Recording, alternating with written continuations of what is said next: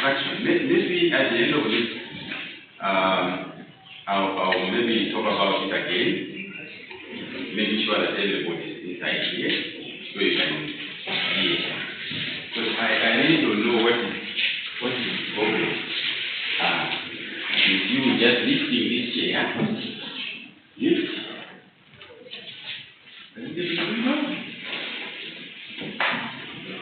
Why is it noisy? But I have shifted the chair. Why can't you do that?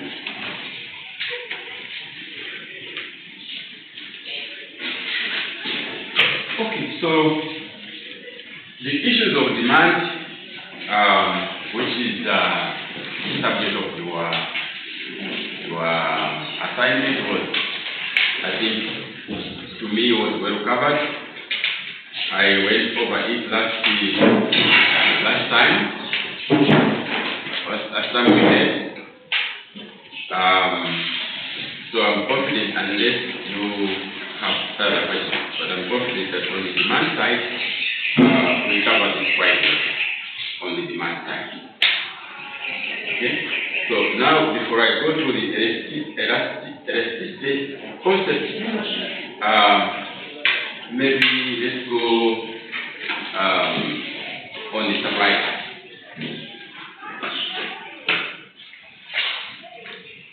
You remember that just as we did for the demand, we also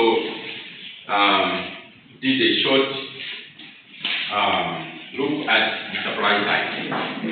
And if you remember, we had a supply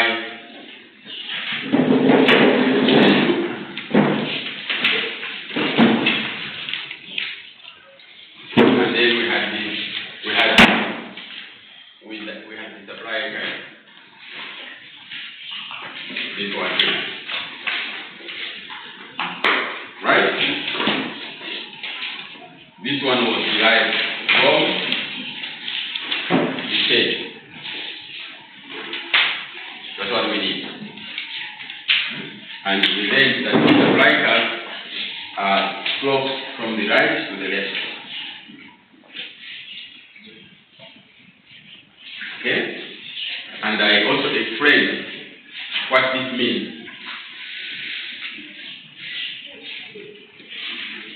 It slopes from the right to the left. Now, from there, we also talked about the law of supply. Unlike the law of demand, where the quantity demanded moves in an opposite direction to pricing. Okay? Quantity demanded moves in the opposite direction to the price change. This one,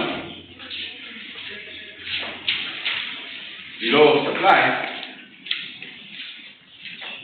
is talking about that when prices go up,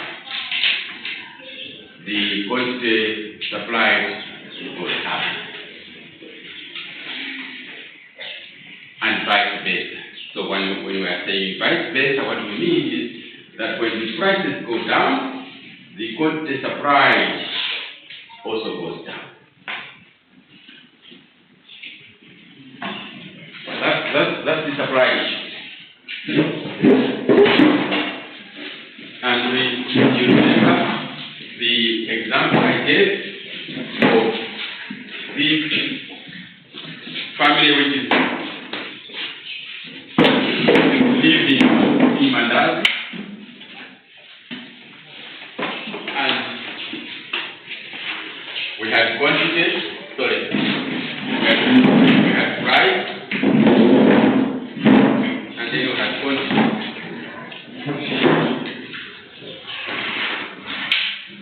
Remember?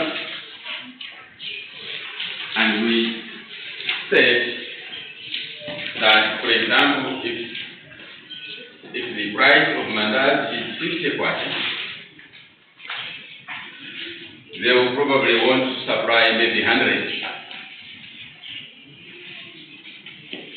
But if the price goes down to 30, maybe they get discouraged.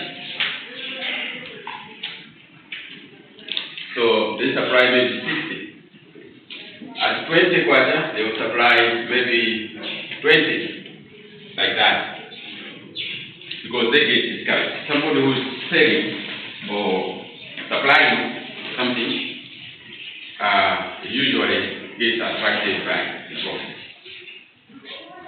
by the price. Okay? So this supply schedule, when you translate it, when you plot it, you will see that when the prices go up, it means, for example, if you were here, this is what you will supply here. Now, when the price goes up, you will try to supply here, like that.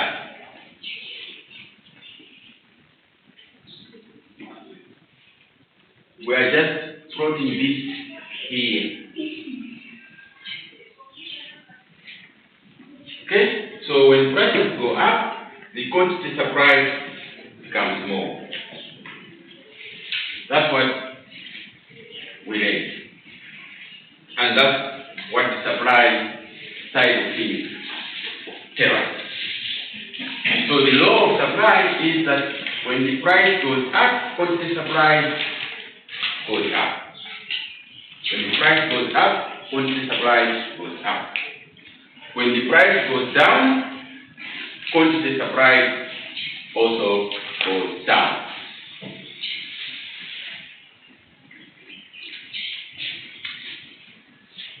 The supplier is the seller. Supply, the one who is supplying the mandate is in the market is also the seller, right? Supplying. We should also know that the supplier is the producer. Of course, in some instances it can change,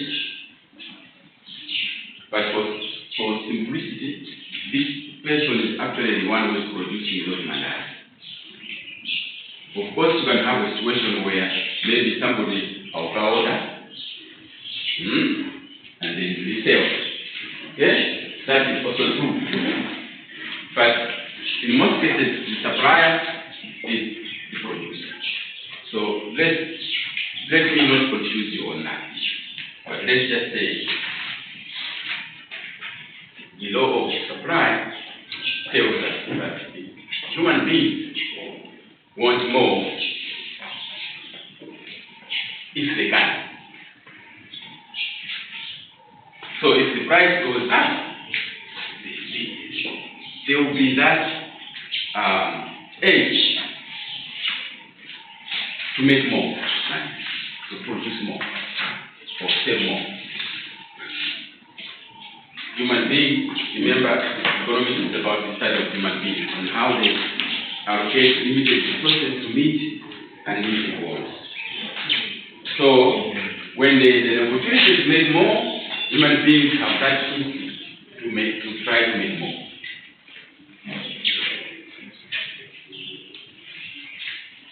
Now, what factors determine, apart from price? Because the law of supply, at the end of that law, it says everything else remaining constant. Just like in the case of law of demand. The law of demand was stated to you as that when prices go up, the quantity demanded decreases. Everything else remaining constant. Okay? And last time we met, we tried to unpack this aspect of remaining constant. What are these things which we are holding constant? We did that for your assignment, right? Yes. did that last week. Now, the law of supply also is that the quantity supply goes up when prices go up and goes down when prices go down. Everything else remaining constant. Always finish it off with that condition. Everything else remaining constant. So here we are saying the quantity supply will go up as prices go up. Everything else remaining constant. Okay? Now, it means that quantity supply is not only dependent on price when we say everything else remaining constant. Just as we did for demand, we're talking about price. This law is about the price. In relation to the price, everything else remaining constant. And you saw how we looked at what other determinants of demand are there. We talked about income, we talked about preferences, taste, and nature of the product and all that last week. And the other determinants of demand. But when we're expressing the law of demand, we are expressing it in terms of price, everything else remaining constant. Now, the law of supply also is in relation to price, everything else remaining constant.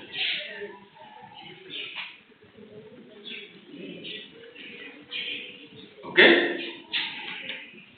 So, what things are we holding constant in terms of supply?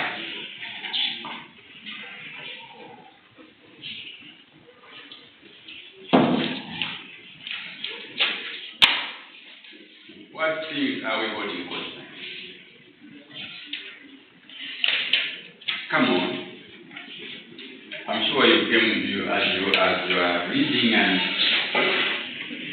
writing your assignment, you have already come across. What are the other determinants of supply apart from price of the product? Well, yeah, sure. Number of the people who are selling who are offering that particular goods or service.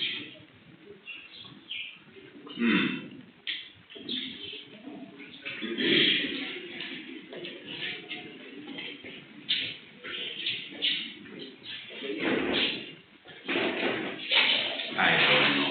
I really don't know. How do you think that affects supply? Okay, let me give you the story again. Sorry? Let me give you the story again. I'll get back to you. Oh, okay. What? Okay. Since I want to go into other topics apart from this one,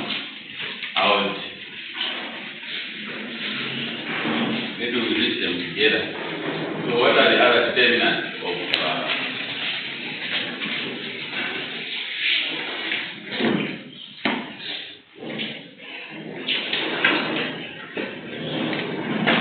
quantity supply? Determinants of quantity supply.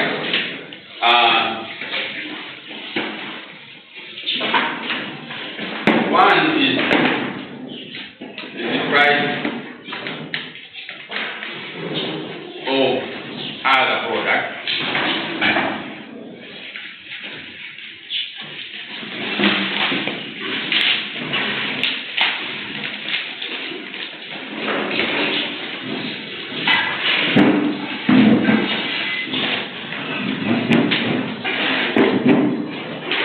So, here we are saying the price of other products can actually affect the supply of the products that we are studying. So, for example, we are studying mandazi, and the quantity is dependent on how the price of the mandazi behaves. Going up, quantity supply will also go up. If the price is going down, quantity supply will go down. But remember, like in the case of demand, remember we talked about the nature of food. It depends on whatever you are studying, whether it has substitutes or is it complementary to something else or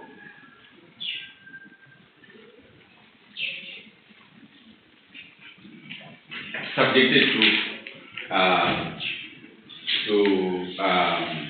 classification in terms of luxury or inferior. How is it related in the state framework, for example? So, for quantity supply, you can also assume, for example, that let's say this product has some substitute or complementary status. So, in the case of mandazi, let's say the price of tumbua has gone up. So people are making more money in tumbua sector.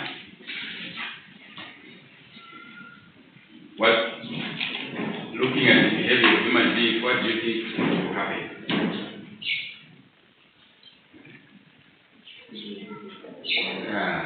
Because people want to make more money. People want always.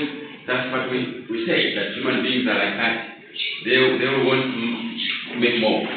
They will not just sit and say, okay, I stay with my dad. Okay? It's in the same industry, for example, so it's not difficult to switch. It's not difficult to switch from mandazi to Buwa or Buwa to mandazi. In terms of acquiring new skills to do that, it's instant. People who are able to make mandazi can quickly shift to Buwa. So if the price, even though we are studying mandazi behavior in terms of supply, it can so happen that we may not be able to explain in line with this theory.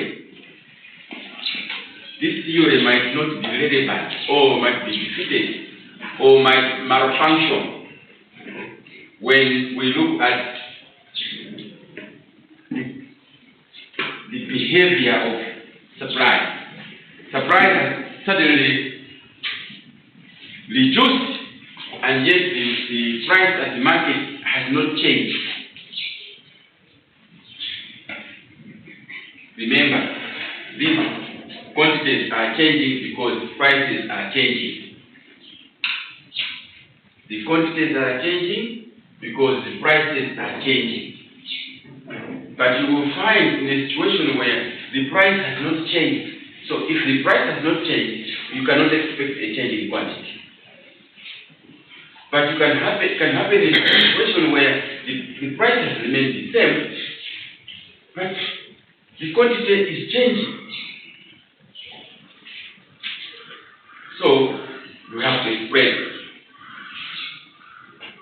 Because according to the law of supply, you cannot get that. You cannot get a change in quantity when prices have not changed. So, in this case, for example, the price of a substitute has changed and has affected the supplier's behavior. People are diverting resources from producing this product we are studying. They are diverting resources so the quantity goes down, and these resources are being pushed to another product whose, for example, profit is higher or prices have gone up tremendously. So people stop producing mandazi, not because there's anything wrong or there's any change in price in the market, no, but just because Tumbua thing has just skyrocketed in terms of price. So price of other products can actually change the quantity demand. it can also happen, for example, if the price of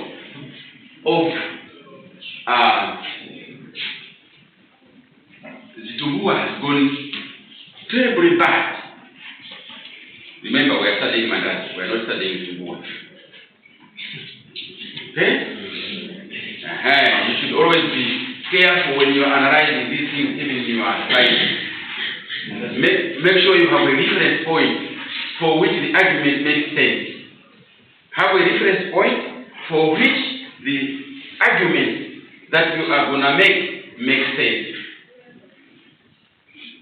So in this case, we are studying Mandazi. Now, can you imagine a situation where the quantity demanded has increased when the price has not changed? It can also happen.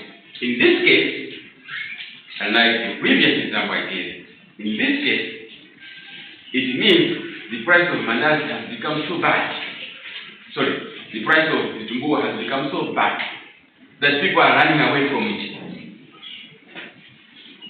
And instead, they are trying Mandazi. So, you will find that the quantity demanded has increased, and yet the price has not increased. The quantity has just, supply has just gone up. The quantity supplied has gone up, and yet the price has not changed. Which, the law doesn't say that. You cannot do that. That cannot happen. But in this case, the price of other goods has pushed, for example, the supplier that produces the product that you are selling. Because of bad prices for other products, and your product is still, the price is still good, the price is still okay, and yet all other products that are in the same league, prices have gone bad, so people are running away. So it means the quantity supply has gone down for Zitumbua because prices are so bad. But now it's giving us who are looking at Mandazi a shock. Why is the quantity supply increasing so highly, and yet prices are still the same? So price of other products. What else?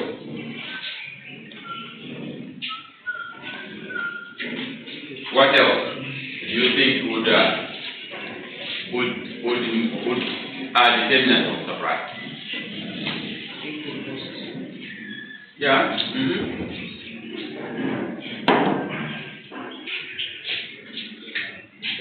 So 1, 2 is let's put it in the way you have put input cost. In most cases, with the cost of production.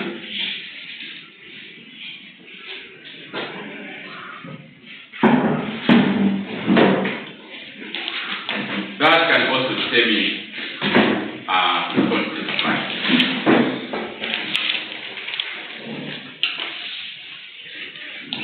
If the cost of production just shoots up, you don't expect that people will manage to be producing at the same level that they were doing before. So, for example, something can happen like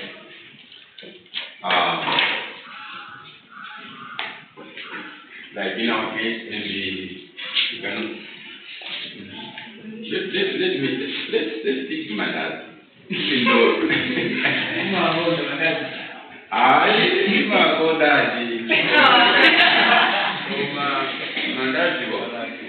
don't eat Mandazi or kakura. I like it. But nimafuna Mandazi got apika pakomo and mupika yenda mweruwa. Honestly, Mandazi Zitumbua, have you noticed akaramba kuti apike mandazi mumanja mwake mumaonera tonji. Ndiye ayakamba kupika.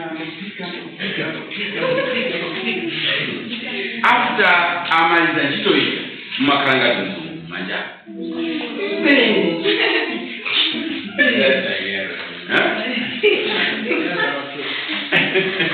So anyway, just the right moment, That was not pick up, right? Yeah. So anyway, I got mandazi, but because mandazi is easier to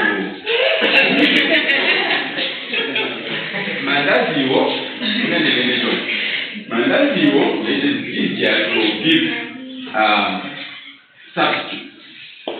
Okay? Because if I chose the different product, we would be struggling to think in a real right. Because when you give an example of something that we use or eat every day, the concept you will see. I hope I might be wrong, but the concept of it will see. But maybe you are laughing because I'm pronouncing my dad that way or can you educate me? Oh, okay. Fine. Mandazi. Yeah, so cost of production. Mandazi it would have been very good if we used the example of maize, but we chose mandazi. So it's mandazi. The cost of yeast, cooking oil, and the like. Yeah, something like that. So all of a sudden, this woman has a capital. Maybe the capital is 20,000 kwacha, and he's using this capital to be in the business of mandazi. Each day when they make profit, that profit is used. So it's just surviving. She's just surviving on this mandazi. Every day she makes profit, and that profit is what she uses at home. So can you imagine that one day she has made some profit and she has used that profit, but that capital of 20,000 she always has it next day when she goes and buys raw material. So supposing she goes out there and finds that the raw materials have doubled in price, it means that day she will not make the quantity that she used to. Okay? Yeah. So the cost of production. We will talk more about production when we will be looking at production theory and cost theory. We will come back to these issues of factors of production and raw materials. It's a different topic. But cost of input and production, factors of production.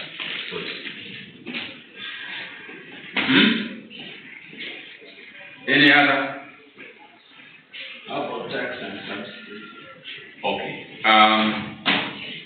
Government.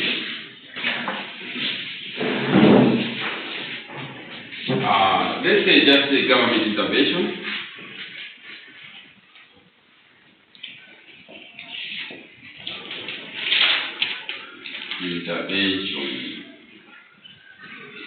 Government intervention comes in several forms. Okay? It can be licenses, it can be tariff, it can be regulations.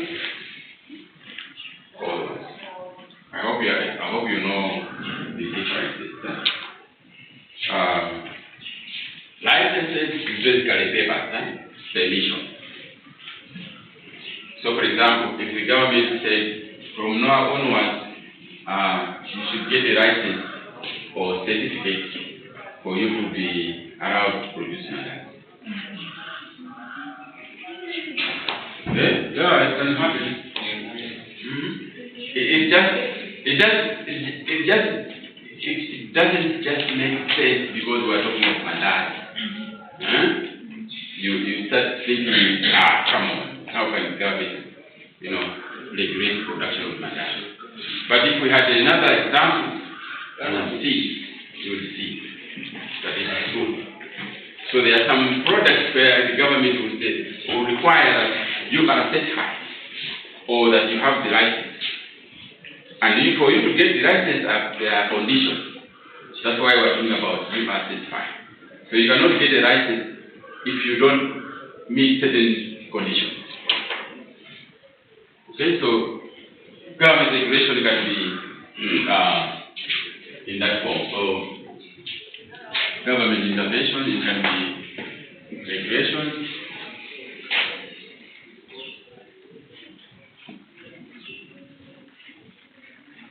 It can be licenses or permits. It can be tariffs.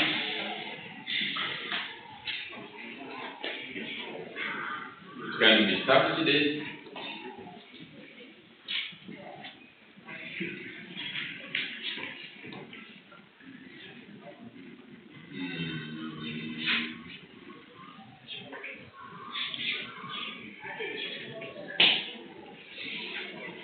Sometimes quotas.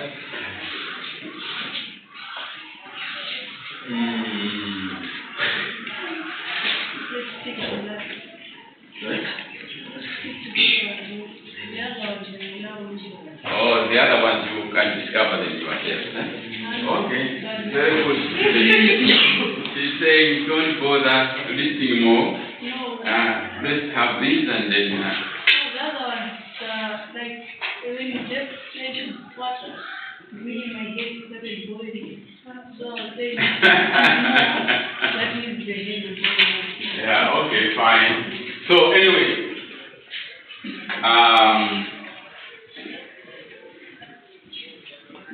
some of them are quantity restrictions, for example. Like this one here. Quotas are quantity restrictions. In regulations, you can also have quantity restrictions.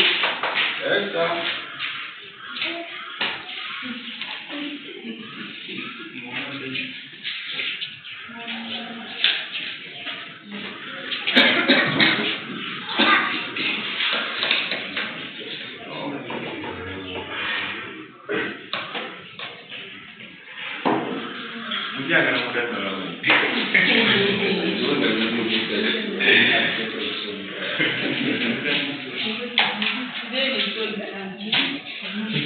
okay, so I hope you can do it quietly and we can continue. Yeah. So either quantity restriction or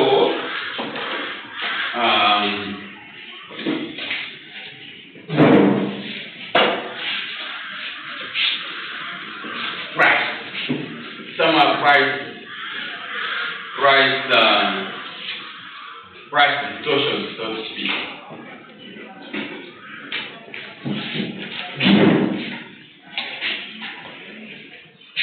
Okay? Yeah, because when you introduce tariff has the effect of increasing what? Increasing the price. So tariffs are usually taxes or all sorts of things like duties, customs duties, or excise duties, tax duties, and so on and so on. These have an effect on the price, the final price of this product. Okay? So in terms of mandate, for example, there can be government can introduce can increase duty on, for example, on cooking oil. Okay? It will have the effect of input costs going up. Okay? Input costs going up, but because of a government action has increased the cost of input, for example.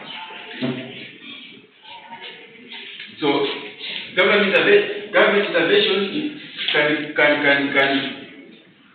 can either affect the quantity itself or the cost of production.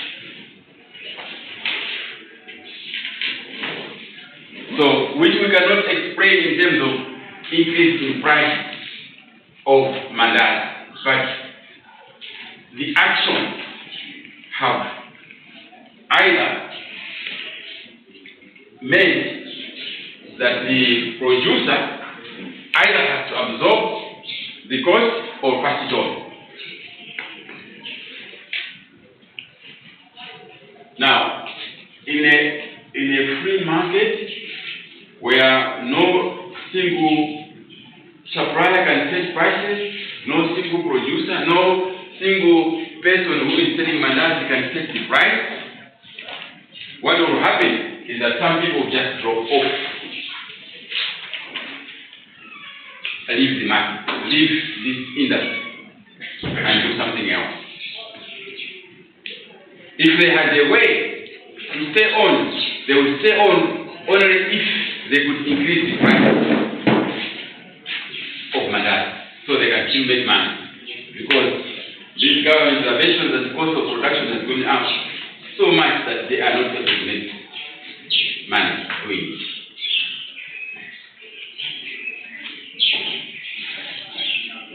What else?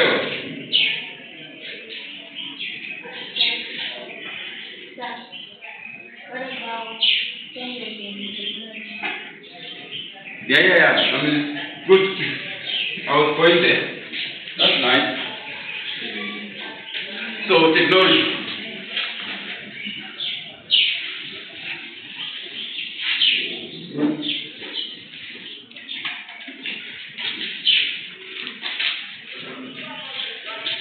So, technology can affect the quantity supply, even if the price is still the same. The price will still be the same, and yet the quantity supplied is just increased. So, what good example do you have? Huh? Yeah, you suggested technology, so what good example do you have? What example can you give?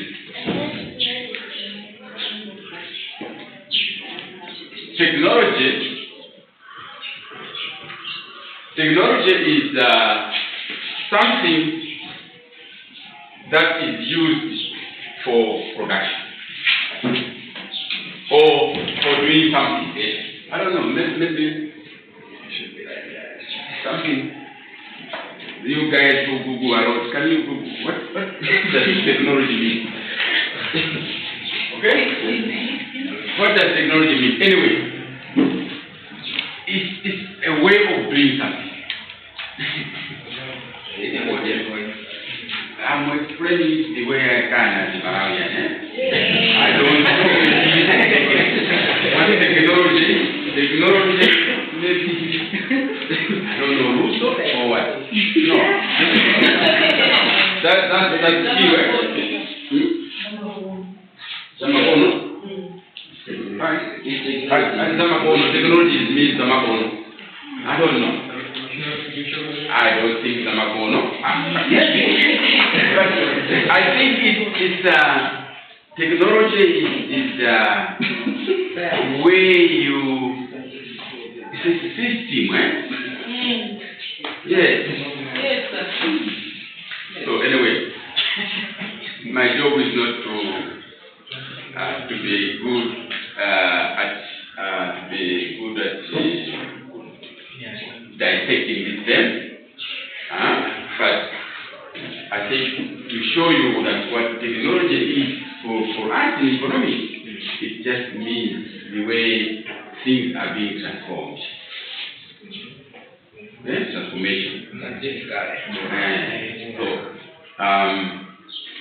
Technology in this case is, for example, how do you produce something? And what improvements are there in producing something? That's the technology we talk about. it could be machines. Even the What? advertising. Efficiency, there has to be something, when we say technological progress, it must show that it gives us better results. Okay? So, for example,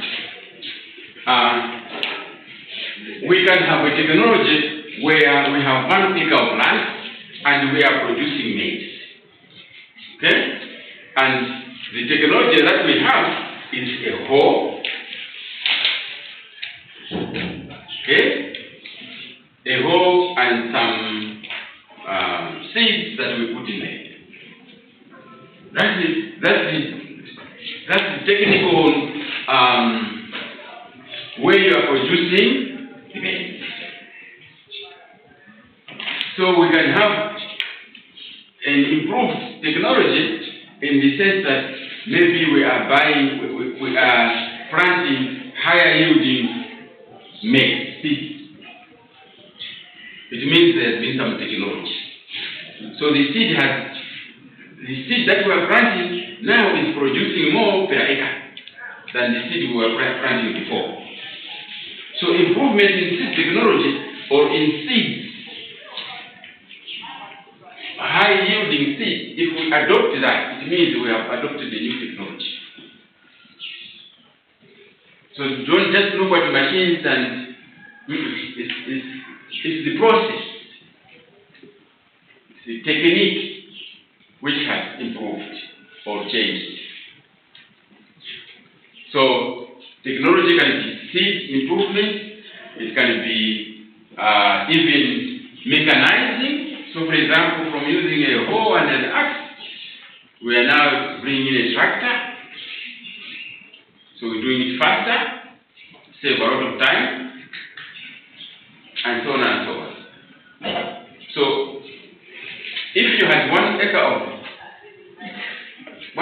land, and this year you have introduced more higher yielding seeds, the technology has changed. So the same land is now producing more. So what we mean here is technological improvement can actually, or deterioration, not always improvement. Sometimes it can deteriorate. So that too can affect the quantity supply. Technology. What else? Right? Weather. Yeah, whether if you are talking about agriculture, yeah. If you are talking about agriculture, yes.